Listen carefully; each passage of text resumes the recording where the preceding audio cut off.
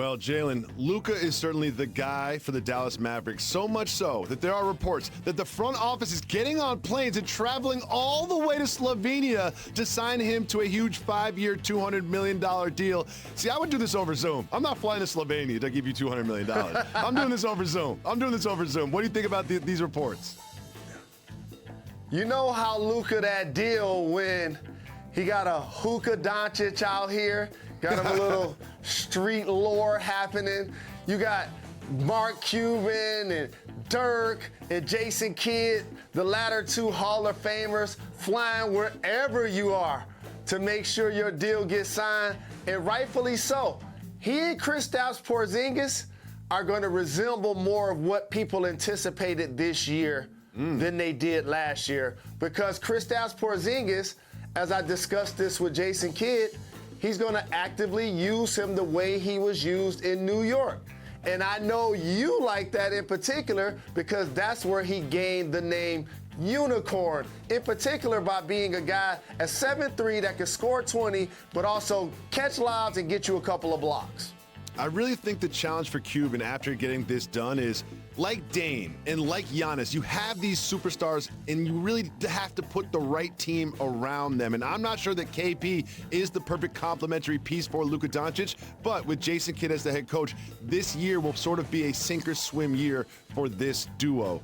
Do you expect them to really challenge some of the top teams in the West? I do. And shout out to my brother, The Truth, Paul, who coined him Don Luka. They re-signed my guy Tim Hardaway Jr. He had a terrific season last year, but the West is extremely stout. And to your point, they're going to need one more all-star caliber player to me to catapult themselves into contention status in the Western Conference. But we saw it this year, Jacoby, with COVID, with injuries. We're going back to an 82-game schedule.